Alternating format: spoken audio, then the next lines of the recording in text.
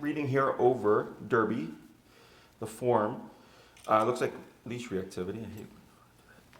Leash reactivity. Yeah. And then you sent him to a 2-week board and train, positive only, is that correct? Yeah, yeah. So go ahead and fill me in.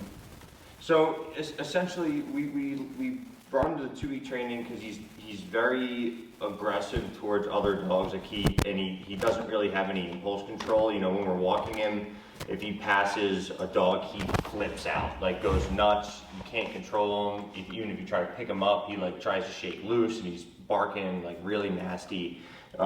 He just doesn't get along with other dogs. He's super aggressive, and which if he doesn't get along with other dogs, that's one thing. But like he doesn't even listen to us when we're trying to like reel him in. He doesn't really have any. He doesn't calm down.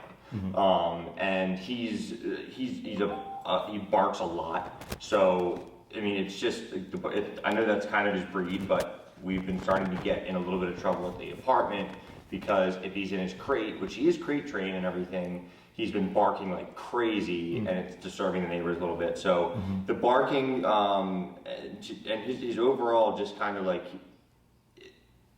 walking him, especially in the city, has been a serious challenge because he's so unfriendly to other dogs and just has no ability to kind of like zone back in on this is what we're doing, we're going for a walk. He completely ignores you and flips out of the dog. So like we can't bring him to a dog park because there's other dogs around. We have trouble walking him sometimes. Now sometimes he's good, sometimes he's bad, most times he's bad. In terms of just like, you know, anything that's walking past him, snapping, snarling, just goes absolutely crazy. So we wanted to kind of to learn how to control that impulse control, especially when we're walking, to kind of focus in back on us and not be distracted by surrounding stuff. And then also just kind of like general impulse control with barking, like every little possible sound. If somebody opens their door out of the hallway of the apartment, freaks out, runs right to the door, barking like crazy at the door. He just really is super, super reactive to everything. Sure. How old? He's about 1.5 years. And how long have you been seeing these behaviors for? I'm gonna say a year. A year? Maybe, So when he turned 6 months? Maybe a little less, yeah. Okay. Did your previous trainer give you anything like to address behaviors? Did you try contacting like, hey guys? We did, and it was kind of like we would go. We actually went in for a couple one-on-one sessions when we got back, and all their feedback was like, he's really good. Like I don't know, like he doesn't seem to like other dogs, but other than that, like he's really good. And we're like, well, like I don't know if he's just putting on a show for you guys, but like he's not. Yeah. Like he's being super aggressive, snapping, pulling, not listening, and they showed him like some basic like they toss a treat and say come like to get his recall and all that kind of stuff, and he does well with that for the most part. If you tell him to sit, he sits, and like basic commands when he's alone in the house, he's pretty good at. But it's the out in public, and now we're in the city too. It's like he just. Once there's any kind of distraction, he completely shuts us trying to corral him out, and it's solely focused on him getting to whatever it is he thinks he needs to get to. Gotcha. Okay. Anything else you'd like to add? Not off the top of my head, I don't think. Okay. No. And good with people? No issues? He's pretty good. He barks a lot at people, but he's not mean to people. He gets kind of excited and he freaks out and he barks at them, but it's usually a couple minutes before somebody comes in, settles down. I was to say when they enter the home. Yeah, exactly. Okay. So he does like he likes attention. So like I think he barks for attention. He's a little needy. So that's another thing I'd say maybe is that like he's kind of like he'll paw at you. Like if you're not paying attention to him or whatever, he'll sit there and whine or whatever. Like that's not as bad. He's not terrible with that. That's another thing I can think of that we've kind of been like, maybe we did something incorrectly that we've kind of created a little bit of this separation anxiety or this like need for constant attention. That's really the only other thing that I can think of. But for the most part, he's a good dog with some bad tendencies towards other animals, essentially. Yeah. Do you guys work from home or do you leave the home to work? Both. So it's kind of hybrid. We both travel. So sometimes he's in the crate. We have somebody that we trust come in. We have like a camera and everything. She comes in, let him out to go to the bathroom, play with him for a half an hour to an hour or whatever. If we're both gone at the office office all day. I see. For the Like a most dog walker. part, there's one or the other person is home if they're on the road. Okay, cool. So everything you're explaining to me makes sense. Nothing out of the ordinary. It's stuff that we see all the time. Okay. Okay. And I'm going to kind of explain why certain approaches work, why they don't work, the theory behind everything, our approach, and then the solutions to the stuff that you have that you're dealing with. Okay. Great. So first off, when I was like, when did these behaviors start? And you said a year ago, approximately, right? So there are two key, technically three pivotal mental personality shifts in a dog's life. 6 months, a year, sometimes 2 years. Okay. So anytime a dog starts to display issues, it's around 6 months or a year, right? So if he's a year and a half, and you said this was probably about a year ago, 6 months. Okay. Yeah. So 6 months in human equivalent example would be the terrible twos phase of a child. Okay. Okay. So it's like terrible twos brain, and then teenager body. So they start to grow and get skinny and stuff. At a year, we have teenager brain, adult body. So they start to fill out, but now they're a teenager, right? And then at 2 years, you have adult dog. Okay. So typically, when we see reactivity, they crop up either naturally or in response to some kind of like traumatic event, because dogs mature much more quickly than humans do. You know, we take years, 18 years, and then we technically aren't a full adult till like we're 26. Right. We're very prolonged, whereas these guys are very quick. So at 6 months, he's already kicking into territorial behavior. He's already kicking into like protect the family, stuff like that, right? Plus, he's a sheep herding dog, right? He's got some instinct, probably. So at 6 months, it makes sense to me because I'm like, all right, personality shift. He's maturing, and now he's thinking, I need to start like protecting the home or blah blah blah. Gotcha. Right? And that becomes the reactivity. Okay. Now, when it comes to like the aggression, all that stuff, I'll explain that as well. But these are very common things. In other cases, we have clients, they're like, oh, our puppy was so social. He loved everyone and everything. And then, you know, he was at the dog park and he got attacked. And ever since he got attacked at the dog park, he's been aggressive. And I'll ask him, when did this happen? They're like, oh, when he was a year, or oh, when he was 6 months. Almost always that happens. And I go, okay. So you have pivotal time in a dog's life, traumatic experience, and then we have behavioral issue. Okay, so those are all super common. Doesn't matter what has triggered the behavior because the approach is always the same. Okay, it's just structure and discipline. Okay, so in his world, you know, dogs view things very differently than we do. When we go out into the world, we're not anticipating threat, we're not anticipating harm. Okay, because we know there are cops, there are laws, there are prisons, there are jails, there are judges that operate on behalf of keeping society like out of chaos, right?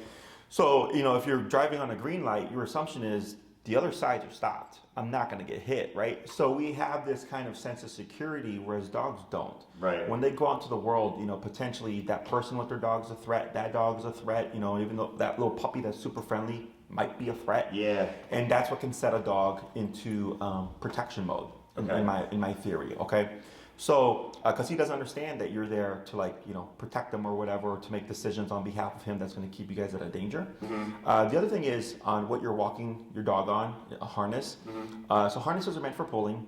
I know smaller dogs are popular because of the trachea and stuff like that. You know, don't want to put pressure on it, which I understand. Right. But the counter to that with the harness is that harnesses promote or can exacerbate emotional responses from a dog. Okay, so it can double to triple the emotional response. Wow. Okay. So the way this happens is, so to give an example, in protection training, which is we're training a dog to be actively aggressive on command, right? Guess what we put them on? Just a harness. A harness. Yeah, we put them on a harness. Okay. Because dogs have a thing, and I believe all animals have a thing called opposition reflex. Have you heard of this before? No. It's when you feel tension or pressure, you want to go against it. Okay. So if you pull back on your dog, they pummel forward. You pull left, they pull right. You pull right, they pull left. They want to go opposite to pressure. Okay. And that creates more agitation. Perhaps you've either experienced this or have seen in a movie when someone's upset and they hold them back and they just like go even more, right? Right. Because the mind wants to go to the thing, but physically they can't, so it creates this increased tension. Right. Okay. Right. So, when we put a harness on a dog, you know, for the protection training, it's because we want nothing inhibiting the throat. We don't want the dog to lunge at the person and go, and then go like, well, I don't want to do that now because I just got caught in the throat, right? Right. You want something that's going to allow the dog to lunge, that's also going to increase the intensity of the dog and allow us to build that behavior, okay? So harnesses have their place. They just don't have their place in everyday walking your dog, in my opinion, okay? So because of that increased tension and also the opposition reflex. So humans' natural instinct is, let's say you have a puppy, let's say your puppy is completely friendly and normal. You see another dog and you're like, well, I gotta keep my puppy away because they're not vaccinated. Oh, that dog looks mean. Oh, I don't want my puppy to bother that dog. For any multitude of reasons, we pull back. But the puppy doesn't understand that. The puppy goes, I see a dog, maybe I want to play with it, and then I'm met with negative tension, okay? Now you do that every single time you see a dog on every single walk that you go on for time, right? So now you get a friendly dog or puppy that becomes a frustrated puppy because they can't get to the thing that they want to play with or whatever, right? Or say hi to. Then you have aggressive dog, okay? This is a very common thread or theme that we get amongst our clients. We're like, yeah, I had a puppy and he was social, and then he was increasingly aggressive over time. I go, it's most likely because of the harness, okay? The other thing is, like, if you're using any other tool like a prong collar or slip chain or anything like that, like you do need to be taught how to use it correctly. Okay. The counter to that, unfortunately, is that not all trainers actually know how to use them correctly. So then clients are being taught like incorrect methods and stuff like that, right? Right. So that becomes a greater thing. But that's the first thing I look at when I see these guys. I go, okay, here's a dog in a harness. Dog has reactivity. Started at 6 months. So it could have been just natural instinct on his behalf that was exacerbated due to the fact that he was walked on a harness. That's he originally walked on a different type of harness than this, and we brought him, it was one that like clipped in the back, and we brought him to that session, and at the end of the session they suggested we buy this one because it's in the front and it helps with the pulling or whatever. But so he's only been on this one for roughly 5 months. Okay, so with the front clip harness, the theory is when a dog pulls forward, because that's where their power is, it's in the chest, right? Is it helps to deviate some of that pulling power, right? But the response is still there. Gotcha. It's instinctual. He's not sitting there thinking like, as soon as I feel pressure, I'm gonna amp up. It's just the moment he feels it, it turns him on. Gotcha. Okay. Gotcha. In my opinion, because these things are called no pull harnesses, it's an oxymoron because harnesses are meant for pulling. Right. Huskies use harnesses to pull sleds. Horses wear harnesses to pull carriages. Right. There's even those sports where like a pit bull will wear a harness to pull a large tire. Right. They're meant for pulling. So I'm not against harnesses, right? Like I said, we use harnesses when we train protection dogs. Right. I'm against them in everyday use. Gotcha. Okay, because of this is what we get. Yep. Okay. Makes sense. Now there are certain breeds like Yorkies and the little tiny dogs and stuff like that where like the throats are so skinny and thin that you have to be mindful. And I'll tell the owners just use a harness or whatever. But they're like 8-pound dogs. Right. He's not that big of a guy. Yeah, he's not. Yeah. I get people walking in with like a German Shepherd on a harness, and I'm just like, yeah, you want to get rid of that immediately because that dog is going to bring you down sooner or later. Right. Okay. So is that all making sense? It does. Yes. So let's say your dog got to another dog and was displaying the reactivity, and the other dog did not like it. What do you think that dog would do to stop your dog? Bite. Bite. Okay. Yeah. Does that make that dog aggressive? No, reactive, I guess, to him, coming on to him. Technically a reaction. Yeah. I wouldn't call it reactive because reactive is kind of, our dog is lunging at a person or whatever, right? Right. So, but the dog is reacting for sure. That's a correction, okay? So when we see a dog use a physical touch or a bite or a nip or whatever, we tend to label it as aggressive. Okay. And I always look behind the bite, okay? Did the dog bite seemingly for no reason? Did the dog bite to protect itself? Did the dog bite because it's scared? Like there's a lot of things coming behind it, right? So imagine if someone is acting like him in a human fashion towards you, and nothing you do or say is getting them to back away. Right. You may feel physically threatened, and you might just go get away. Right. Right. That doesn't make you aggressive. That makes you a person that was just protecting themselves, right? You're acting in defense. Right. So same thing for your dog, okay? So in their world, they nip and bite each other as a form of communication and correction, even play and affection. But when we see that stuff, we tend to think, oh my God, the dog is aggressive, okay? So we want to look at the root of why the dog is behaving that way, okay? So in the method of training that we use remote collar. Are you familiar with remote collar? It's like semi. Okay, I'm gonna explain all that stuff. Okay. So, have you ever been to a chiropractor or physical therapist? Yes. Have you ever had TENS therapy? The machine that moves your muscles? Yes. Okay, that's an e-collar. Yes. That's the easiest way to explain it. Oh, okay. It's just a muscle stimulator. Yep. So if you look online, if you go to other trainers, they'll tell you like, oh my God, don't use that tool. It's barbaric. You're shocking your dog. It's dumb because we use the technology on people all the time. Right. Okay. Yeah. So I have had clients just like yourself that have used TENS therapy and all that stuff. I had a client that was a physical therapist and used it all day, every day. Right. Scared of using the e-collar because they thought it was electrocution, and then when I told them it's just a miniaturized TENS unit, they just flip and they're like, "What?" They're like, "I get this done on a weekly basis. Right. I'm actually a physical therapist." Because of the quote-unquote propaganda that's out there, because they're wanting to deter people from using these methods. Okay? Right. But then the methods that they are using don't work. And it's not that I'm against positive reinforcement. Positive reinforcement is great for things you want to see again. Okay. So if you tell your dog sit and he sits and you feed him because you want to see him sit again. Right. Right. If your dog is being reactive, I don't want to see that again. So I wouldn't want to feed that. Right. Now the theory is they use the food to make the dog happy, to change the underlying emotional response so that when the dog sees a dog, they become happy, they don't become agitated, right? Right. But if the dog's intensity is too great, they're not going to care about the food. There's also the possibility of the owner unintentionally rewarding a behavior they don't want, right? Because it is still a reinforcer. Right. It is not anything. So like telling him like, hey bud, if you lunge, you're not going to get this piece of chicken. He doesn't know. He doesn't understand. Right. He's like, I'm going to lunge at this dog. Yeah, right. Okay. So withholding something from a dog, to a degree, it's like if I tell a dog to sit, right, and they know they're going to get it, and I hold this back, potentially the brain goes, oh, I want that, so I'm going to sit down, and then I can give it to them. Right. But for me, they don't really understand that as a punisher. That makes sense. Okay. Like humans do. Like growing up, my mom was like, you know what, Jesse, you're not getting an allowance for 2 weeks. I go, oh man, that sucks. I was saving up for something. Yeah. Right. We have that notion. Dogs don't. Their dogs are all within the now. They can deduce and are logical to a degree, but nowhere near the human level. Right. Okay. So aversives, so e-collar is an aversive. Prong collars, the spiky looking collar, is also known as aversive. Anything that the dog goes, I don't like, is an aversive. Are meant to stop and or deter things. Gotcha. Okay, so that's what most training is missing nowadays, because it makes people feel good to think that they could fix their dog using positive only. Right. Okay, but in reality, that doesn't work. I mean, even as humans, we have aversives. We have tickets, right? We have jail time. In some countries, there's physical consequence, right? That's meant to keep society in check. Right. Okay. So same thing for the dogs. So earlier when I mentioned if he was acting this way and got close enough to another dog, that dog would bite him. Right. To say, don't do that to me. I don't like that behavior. Right. Right. Physical consequence. The dog doesn't wait him out and then when he's calm go, here's a treat.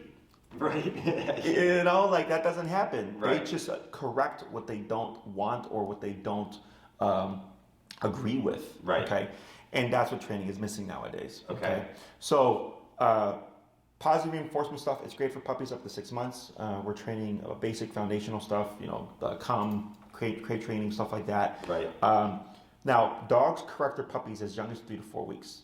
Okay. So this means if we have a mother dog with a litter of 8, and then one of the puppies gets out of line, she would nip and bite that puppy as young as 3 to 4 weeks to start teaching them that's not allowed. Okay.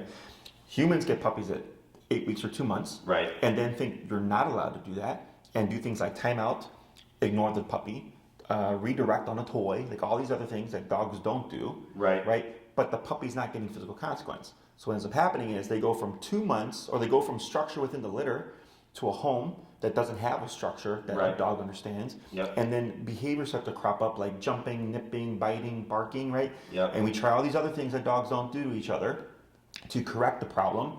And next you know, we have a dog that's growing, has issues that are just growing or becoming exacerbated because the more it goes unchecked on a level that they understand and respect, the more confident they become in those behaviors because they're not being given consequence. Right. Makes sense. And I get clients like, Jesse, I put my dog in timeout. I'm like, when have you ever seen a dog put another dog in timeout? Yeah, right. Yeah. That's not a thing. And also dogs don't self-reflect. They're not introspective like a human is. Right. I was sent to my room plenty of times growing up. Yeah. Think about what you did. Think about it, Right. But I'm a human. I'm capable of doing that stuff. Right. So that's the biggest thing that we see here is, we get people that have quote unquote good dogs or good puppies that just progressively over time got bad because of a negative experience. the tools that they're using and or the approaches that they were using to address their puppy's behavior just weren't the right approaches, and then the puppy just became more and more confident in those behaviors, and next thing you know, we have an asshole. Yeah. Okay? Right. Make sense? Yeah, absolutely. So I like to refer to the e-collar as a bite on a button. So we train with remote collar. We do incorporate prong collar from time to time. The reason why we lean towards the e-collar is because right off the bat you get off-leash control. Okay. In my book, it's the most effective, most efficient tool. It's very easy for the average dog owner to pick up on. Okay. It's very common sense. It's very logical. Okay. As long as you got common sense and you have logic, you'll understand it. Gotcha. Okay. What tends to hold people back is emotion. Oh, like I don't want to correct my dog because I don't want to ruin my relationship with them, or I feel bad because my dog yipped or something like that, right? I'm like, right, but your dog is trying to attack the other dog. Right. Like, so we got to do something about it, right? But that tends to be what holds people back. It's just the emotional component. Sure. So, but everything when you're in it will just make sense. Okay. Right. So I like to refer to it as a bite and a button. So prong collar is designed. Have you ever used or seen one before? I've seen them. I've never used one. Okay. If you look at it, it's meant to, the way it looks like spikes, right? Yeah. So they're not really like pointed spikes. They're rounded. Okay. But they're meant to mimic a dog bite. That's why they're designed the way they're designed. Okay. Okay. So people look at them, they go like, "Oh, that looks like a medieval torture device. I don't want to use that." And I'm like, "That's literally designed to replicate a dog's mouth." Right. Okay. So it's a great tool. The issue with prong collars is if your dog is off leash, you now don't have a means of connection. Right. It takes more skill to use correctly. People tend to have old habits that they have a hard time letting go of, like tensing up on the leash, right? So tension like this creates feedback for the dog, right? He's like, well, if you're tense, because you're prepping for the reactivity to the dog, but the dog doesn't see it that way. The dog goes, you're tense and there's a dog, so that must mean there's a threat. Okay. Okay, so now that just exacerbates the problem. Yep. So with remote collar, it removes the leash, a majority of using the leash quite a bit during the training because everything's done to the press of a button. Okay, gotcha. So it's just a muscle contraction. So if you felt it and then stimulated or whatever, you'd be like, oh, this is like the thing that I get at the chiropractor or whatever. Yep. Okay. So we use that physical stimulation. One, to shape behaviors like obedience, okay, but then also to use it as a correction for behaviors we don't want. So e-collar does both. It does obedience and it does behavioral stuff, okay, all in one. So we always, when we're dealing with reactivity, we always start with heel, and almost always with every case that we do, we start with heel, okay, which is leash walking. Our manner of heel is very strict. I take one step, you take one step, or the dog takes one step. I take 5 steps, the dog takes 5 steps. When I stop, the dog automatically sits. This was a completely slack leash, and I don't care what the environment is. I want that level of attention. Right. It sounds like, wow, that must take a lot of work, or like that takes a long time. It doesn't. It literally takes us 5 to 15 minutes to get done. Okay? Wow. Okay. When you understand how to use the collar correctly. Okay. So when we have that level of focus, if we have a dog that's leash reactive and his concern is the environment, the dog is now more concerned about you than they are about the environment. So it allows us to override the stress, so to speak, okay? Okay. Because the reactivity isn't the problem, it's the symptom of a problem, okay? So people tend to target like the behavior and they'll punish the dog for being reactive, but they never do anything to teach the dog what to do instead. Right. So there's just this constant back and forth, okay? When you have that level of focus, a lot of times reactivity just goes away on its own. Okay, because the dog's like, you know what, if I don't pay attention to you, there is actual physical consequence that I will feel. Whereas with the environment, it's emotional. Right. It's just the thought of this dog may be a threat, so I'm gonna bluff or be proactive and lunge at them. Right. To deter them, but there's really never been an interaction there. Right. Okay. So there is no physical connection for the dog to relate to. Okay. So once they start to understand, like, wow, like if I don't sit when you stop, I'm gonna get this physical correction. I don't like it, so I'm gonna do this and then just keep chill. That dog passes, nothing bad happened with that dog, nothing bad happened here between you and me. Okay, cool, I know what I can do now to avoid consequence. Okay. In some cases, the dog will still be reactive, okay? Not a big deal. We still have to set the foundation because the dog has to understand how to turn the consequence on and how to turn it off. So for you, like if I stop at a red light, I'll never get a ticket. If I go the speed limit, I'll never get a ticket, right? At least for those things. Maybe my back light went out and I didn't know, so I got a ticket for that. Right. But you know how to avoid consequence, right? So this is how we keep, again, society in check. Same thing for your dog. he has to understand what turns consequence on, what turns consequence off. Gotcha. Okay? So we always start with heel, and then we see what does heel fix. So I have a case right now. They just had their 4th or 5th class. She came to me because her oldest dog is leash reactive, and was whenever her son would enter the room, the dog would charge her son aggressively. Okay, so she told me all this stuff. I go, okay, I know what we have to work on. Same thing I told you. We're gonna start with heel first, and we're gonna see what does heel resolve. Okay. Right. She came back from class 1 to class 2. Jesse, this has been a 180. He had one moment where he tried to react. I tapped him once on the collar. He stopped. And he didn't do a thing the rest of the week. Wow. And she had plenty of opportunities that he would react, right? Right. And then by the 3rd or 4th class, no, it was 4 weeks since her starting class because she was out of town for her 3rd class. And I asked her, how have things been with your son? She's like, in the past month, he's only went after him once. And this used to be an everyday, anytime we walk into the room occurrence, right? Wow. And I said, that's why we did heel first, because it resolves all these issues. Because now our frame of reference to the world, in my opinion, always comes down to like the consequences that we've had. Okay, so if your dog has had no consequence that he respects and that he understands, in essence, the world is his oyster.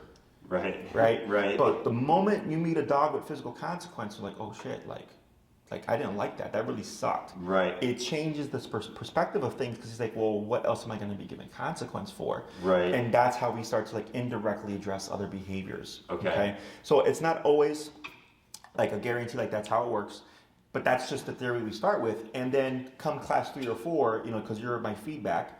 So you would have class 1, we would cover heel, real basic stuff. I would tell you focus on that. Don't worry too much about reactivity. Come back class 2, you're my feedback. You may come back and like, man, Jesse, 80% of that reactivity is gone. I go, cool. Yeah. Where's that last 20%? Where did you see it? And then you'd give me feedback. Okay. And in most cases, it's like, oh, the other dog was lunging at our dog, or there was a dog behind a fence, or we turned a corner and there was a dog. So they're all like high intensity type situations, and oh, that makes sense. Right. And then we have, we'll make some tweaks, work on the second half of the heel. You go off and do your homework again. You come back class 3. How we doing? Oh, great. We just have this last like 5% of reactivity. Right. Oh, cool. Same thing. Give me feedback. Down. And then I give you a few more tips on how to wrap up that last 5% or whatever. And then we just continue to progress. Gotcha. Okay. So the training, there's a structure to it, but it's not concrete because behavior is not concrete. Sure. Right. And sometimes I've had cases where it's like by the 6th to 7th class we finally resolve it, because the case was such a bad reactivity case that we have to go through all the motions of like, this didn't work, this didn't work, this didn't work, this didn't work. Right. And then finally it's like, all right, we're gonna try the heavy-handed approach. This is what you're gonna do, and I'll see you when you get success. Okay. Right. So the other thing is, obviously in your case you have the behavioral stuff. I'm assuming that's like the most important thing that you want to address. For sure. Yeah, right? that's definitely number 1. So when I come across, I don't foresee it here, but when I come across cases where it's like, okay, this is more difficult than we anticipated, once we get to a point, like let's say we cover reactivity, right, like the 3rd class, I'll tell you, don't have your 4th class until we get this done. Okay. Okay, so then I'll say like take 2 weeks. Okay, so 2 weeks is enough time for you to go like, okay, the new thing that we learned is actually working. We're making progress now. And then you'd come back for class 4. Gotcha, okay. Because at that point, and like let's say you're trying stuff, it's not working. You shoot me an email. I email you back. Okay, you're gonna do this now. Okay, you go off and do that for a week. Okay. You give me feedback. Hey Jesse, it's still not working. Okay, try this now. Don't do that for a week, right? And then it's like, hey, we finally got it. I go, great. Give it another week, make sure that it's sinking in, and then after that, it might be a month before I see you for that 4th class, right? Right. Because behavior is all about time. Sure. It's I in my head already know the stuff that's going to work more effectively or efficiently. So I already cut out the bullshit for you. Yeah. I'm like, we're not going to do redirect the dog with treats or anything like that, because I already know in my mind it's not going to work. Right. Okay. But I give you all the stuff, and then you'll see like they'll increasingly become harsher in terms of correction. Because if your dog is still willing to exhibit the behavior, then clearly what we're doing isn't enough. Isn't enough, right? Exactly. Yeah. That's how it works. Like robbing a Walmart versus robbing a federal bank have 2 very different consequences, and in some places you don't even get a consequence for robbing a Walmart, right? Right. So that's how that works. That's how consequence works, right? Yeah. So, and don't be surprised, just because you have a smaller guy, and he may be the sweetest dog at home, that does not determine what our consequence is going to be. Right. Okay, because people go by the how'd you say, the impression of the dog. Right. You know, so like I had a client, their dog was 6 months as a golden retriever, no issues, just a golden retriever, obedient stuff. And like, oh, he's so sweet, he's the kindest dog, he's gonna be super sensitive. His number was 90 out of 127. Okay, so he was 3/4 of the power just to like listen to like basic obedience stuff. Wow. Okay? Because I told him, just because your dog is sweet does not mean he's not physically tough. Right. Okay. Right. But people tend to go by the emotional again component. Right. But when we use this approach, everything's going to make sense because we're not starting at 100. We're starting at like 10 to 15, and then we're slowly just escalating until we find a setting that's going to deter your dog from repeating the behavior. Right. Right. And it may be 40, it may be 15, it may be 100. I don't know what it's going to be. He knows. Okay. Right. So for the human, the reason why we take this kind of in-time approach is because okay, we tried 10, 20, 30, 40, 60, 70, 80, 90, 100, and then finally at 110, you stopped it. You see that process line.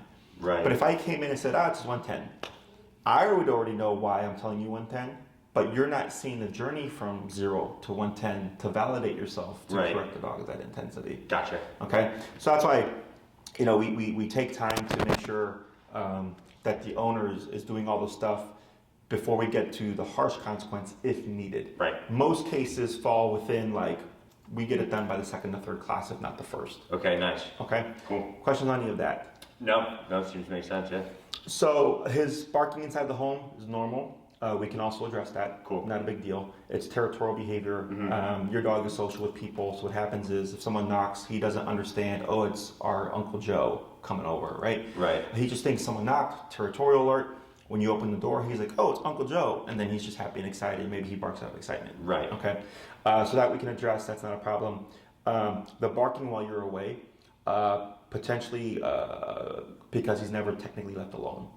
Okay, so you have created, in a sense, a separation anxiety. Yeah, for sure. Because he's always used to someone being there. Right. Which is why I asked, if you work from home. During 2020, when everybody was forced to work from home, a lot of separation anxiety cropped up from dogs. Right. Okay, because no one could leave. Exactly. So when I would get my clients in Terra 2020, I was telling everybody, put your dog in a separate room in a kennel, work from home, even though you're still at home and stuff. There's at least some degree of separation. Right. But the dog's not always here with you. Most people are like, I get to work from home and be with my dog all day.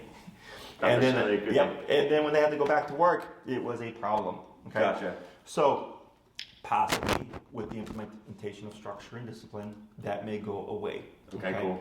I wouldn't count on it, but it is a possibility. By the second to third week, we should have a feel. So like if it's like, hey Jesse, we're in class 3 or whatever, you're like his separation anxiety seems to be going down. Like it's less and less and less. I go, great. We'll just continue with what we're doing, and then at some point, just hope that it's going to resolve itself. Right. Okay? If it becomes static, or if we see no improvement on the separation anxiety stuff, whatever, there are what's called bark collars. Are you familiar with those? Yeah, we had one for a while, but it was one of those ones where you can change the intensity of it. We tried to put it on, and I think that, and it may have been I didn't have it on him right. It was giving him it was one of those ones that gives a warning sound before it'll give him a buzz, and so the warning sound would pop off, and he would not know what it was, and he would go crazy and bark even more, and you could hear it going off, buzzing, but I don't think it was shocking him or buzzing him at all. Okay. It may have not been fitted correctly. I think that's what it was, to be honest with you. The other thing is he does have a longer bit of a coat. So that's all stuff that we can help you figure out. I would also look at the make and model of your bark collar. Okay. Because that also makes a difference. On Amazon, you'll get some for $20, $80, stuff like that. Ours was 100 something. Okay, that's not bad. Yeah. Do you know if it was eCollar Technologies or Educator? I'd have to check. No worries. We've got it at home, so I can look it up. It was suggested to us by a trainer that we reached out and talked to, but didn't have sessions with. Okay. So if you can send that information to Maria, and then I'll let you know. Okay. I wouldn't suggest, unless you really need to, right off the bat, investing in a new bark collar. Okay. What I would do is, if you guys move forward to training, we would see, again, what does the training resolve? Right. And then from there, if it's hey, it's static or not getting better, I'm like, all right, we need to get the bark collar. Okay. Gotcha. Okay. And then I would refer you a brand. If the one I see, if I feel like it's not a good quality brand, then you'll want to get an actual bark collar. Okay. Because it does make a difference in my opinion. So I have another client, actually the one after you, they use their own e-collar prior to training with me, and they said the dog was yelping at all the levels, and it had only 16. And then with the collar that we swapped, like an actual legitimate e-collar, dogs are fine because of how it's given, how the stimulation is given. Okay. Those are on the line if it's a cheaper model of what I would call a shock collar. And you can feel the difference in the stimulation, how it comes across and stuff. Right. And that's important because if it's too abrasive to the dog, it doesn't allow them to think through the consequence. And we want the dog to take the consequence, not be so like, oh my God, what the fuck was that? Right. And go like, okay, why did it happen? How do I get it to not happen? We want them to have some kind of ability to rationalize the consequence and not be like scared to death of it. Right. Which is what most people think. Exactly. You know, like I've had clients that their dog was so reactive and they would blast them on max power, and then they show up for training, the dog's like neurotic, and I'm like, oh, Jesus. And then when I ask them what they're doing, they're like, yeah, I have it maxed out because my dog tries to attack people. I'm like, well, you're just making your dog more neurotic because it's too harsh. Right. So we have to like reset everything. Okay. So, but we'll take a look at that for you. As long as it's a good quality, then you can continue to use it, and then we'll help you fit it correctly. Okay. So that it should be doing its job. Sounds good. Okay. Questions on any of that stuff? Nope. And then technically speaking, since your e-collar or your bar collar is a stim-based collar, it's theoretically the similar technology. Now bar collars operate a bit differently. They're more harsher because they just want to stop the barking. Right. Whereas with the training that we do and the methodology we do, it's more refined, it's more nuanced because we actually care. Okay, like if we're teaching a dog to walk on a leash, for example, like I don't need to blast the dog all over the place, right? I don't need super harsh corrections. I just need firm enough corrections the dogs will understand and then do what I need them to do. Right. But with the bar collar, it's just stop barking. So that's why they tend to operate much more harshly. Gotcha. Okay. But technically, it should be like the same technology. Okay. Questions on any of that stuff? Nope. Is there anything else you would like for your dog to be able to do? Obedience-wise or behavior-wise? I mean, the big thing is the being able to walk and have him not, go after other dogs. Like every now and then, if somebody rounds a corner or someone's riding a bike past, he'll make a motion towards them. But like for the most part, he's not bad with people. Little kids, he's a little bit weird about just because he hasn't really been exposed to little kids. It's not because. It's just because we don't really have any little kids in our lives that we're around either. So it's just a very odd occurrence for him when he sees a little kid. It tends to make him uneasy. I think he barks a little bit at them too. Okay.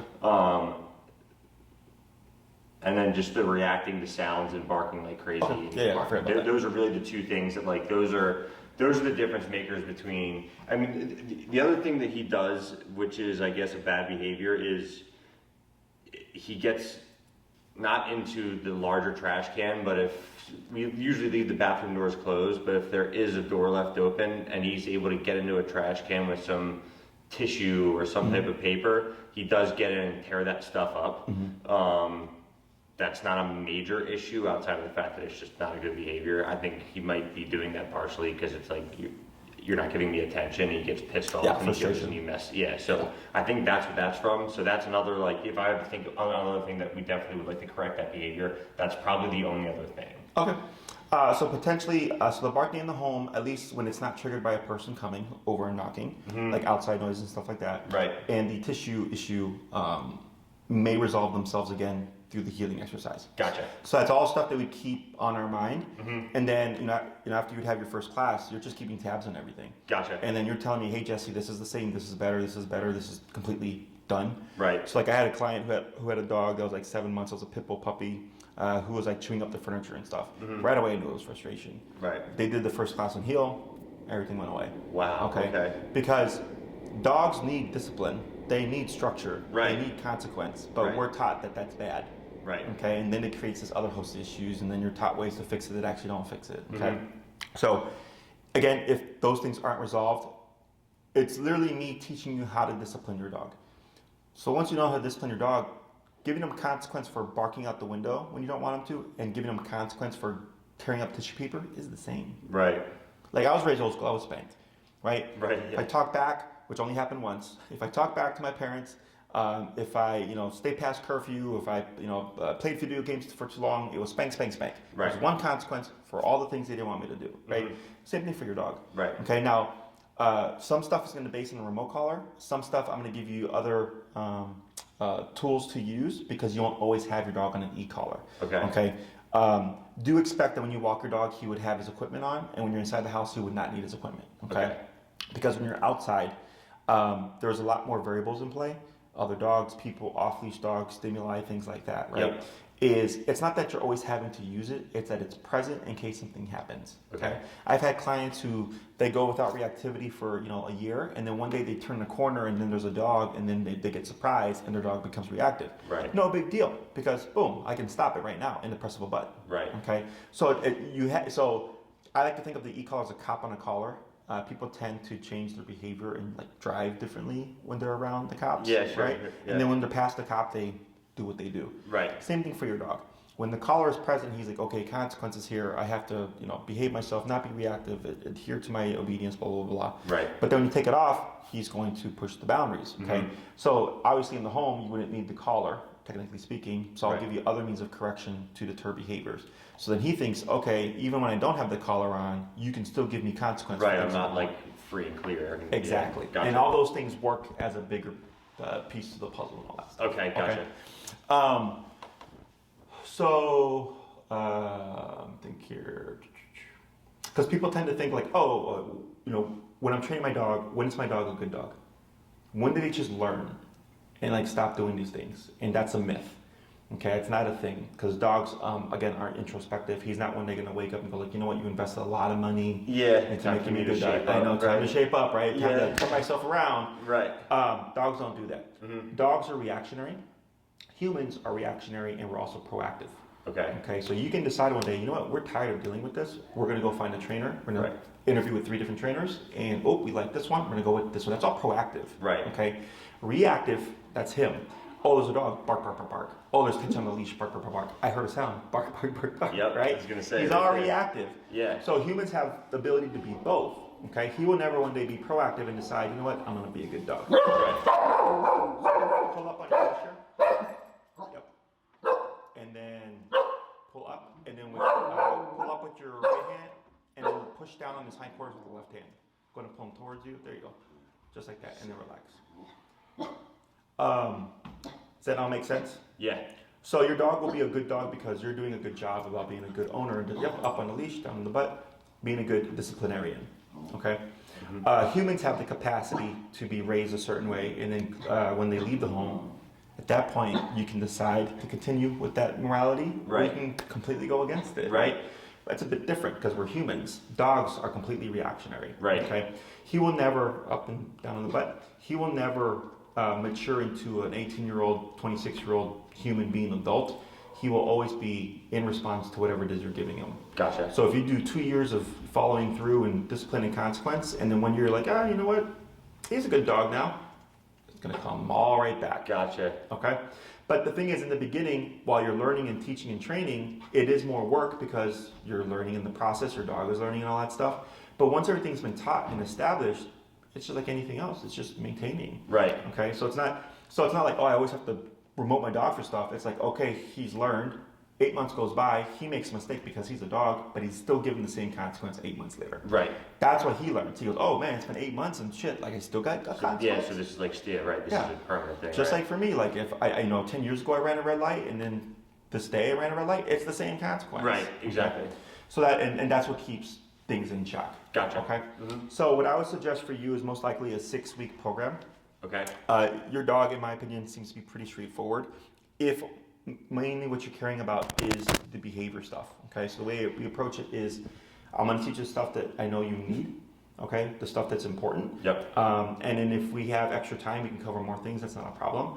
Otherwise, unless you want more from your dog, then that would warrant a longer program. Gotcha. Okay, so if we did 6 classes, first class is heel, foundation for everything, go off, do your homework, come back, give me feedback. Class 2, following up, checking on the reactivity. Is it around? Is it not around? Second half of heel, some tweaks, go off and do your homework. Class 3, how are we doing? Oh, we're still struggling with reactivity. Okay, we're gonna focus on reactivity today. And I can bring a dog out, we can do controlled. Actually, by the time you guys, if you were to sign up, we'll probably be operating at an Oz Park. Oh, okay. Okay, because we train out of Oz Park during the spring and summertime, once the weather is permitting, and you're with everything there.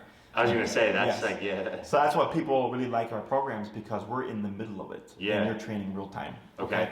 So technically speaking, in those 1 to 2 classes, we should address reactivity because we're bound to see a dog. So I would walk you through it real time. Okay, cool. If for whatever reason we're still struggling in 3rd class, we would probably have to figure out like bringing a dog or meeting here so we can do controlled contacts.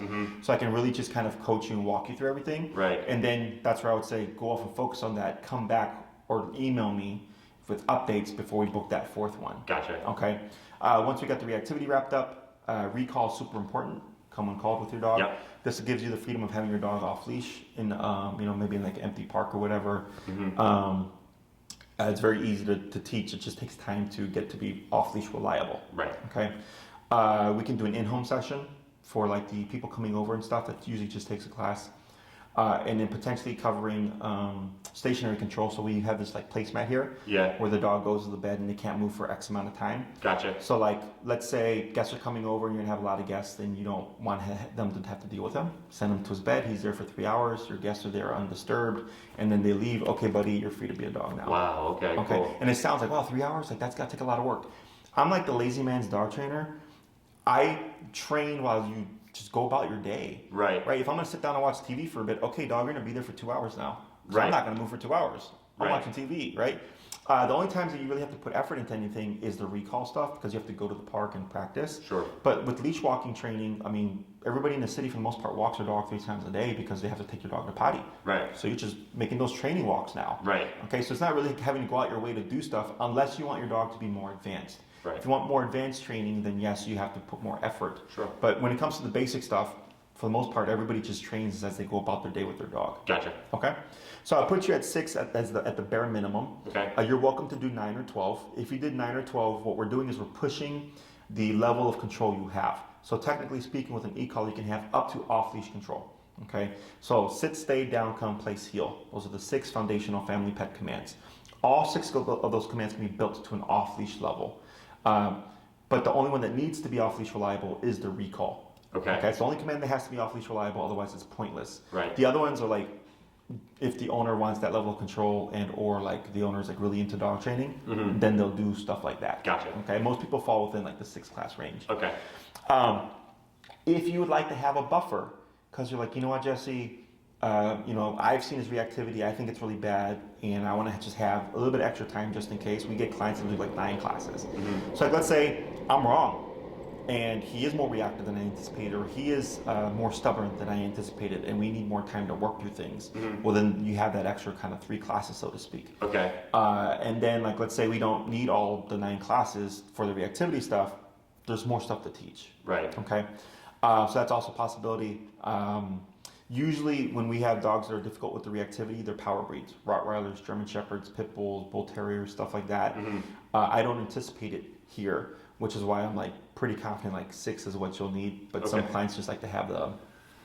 So should we be through a couple of classes and it's like, okay, maybe this is going to take a little bit more effort than anticipated, then can you update and purchase more classes, or do you do it in specific, like if I decide to go 6 classes and we're at session 3 and it's becoming clear that we might need a little extra time, can I then purchase more classes in extension, or do you only do them in like a package of when you buy 6, you buy 6, when you buy 9, you buy 9?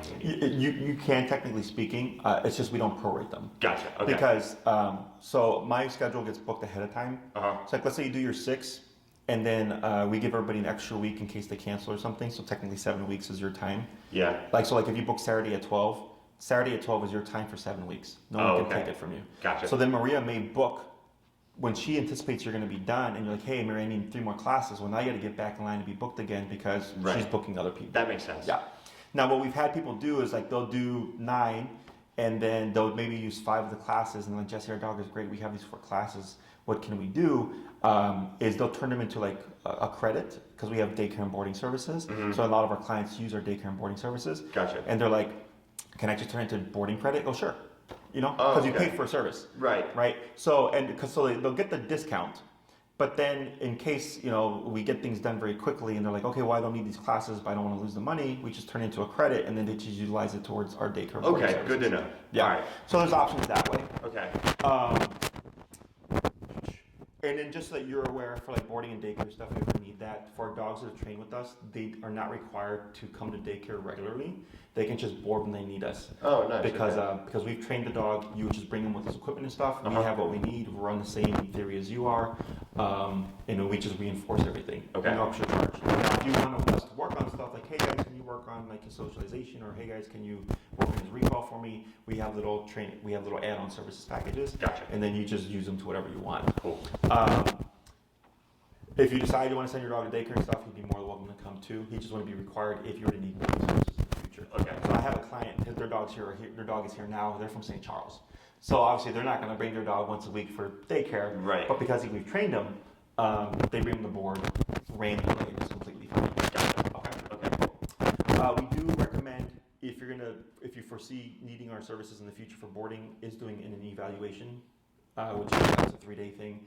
We don't have the dog for all 3 days. You would take them home like a regular daycare day, and they don't need to be consecutive. It's just to get your dog used to being here and acclimated and picked up and going home, so that when you drop him off, he's not freaked out for the first day. Yeah, that makes sense. Okay. Okay. Because we've had that happen in the past, where we had a client just drop off a dog and they freaked out.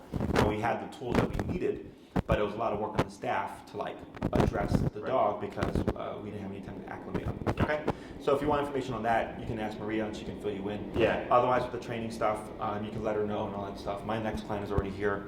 For the collar that he would need, I would probably just put him on the Daksha 280C, which is meant for a 35-pound dog and under. Maria will follow up with you with this information. Awesome. If you get it through us and it turns out we need more output, meaning a stronger powered collar, you can simply just exchange through us and we'll give you a higher powered collar. Okay. If you get it from somewhere else, which I don't care where you get it from, I just care that you do get the correct collar, you would most likely have to stop or pause things because you're going to have to send it back to be returned and then wait for your new collar to come in. Gotcha, so it makes a little more sense. Yeah. Thank you guys for that.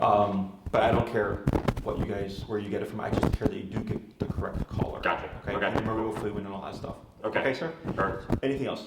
No? If you have any questions, feel free to reach out.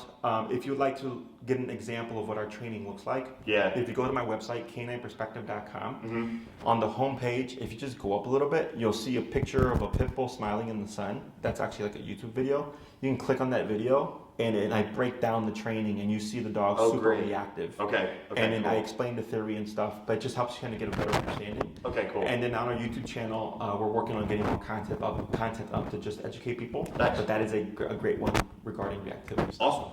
Okay. Good stuff. Awesome. So if you need anything else, you let us know. Yeah, we'll do. I'll talk with Amanda.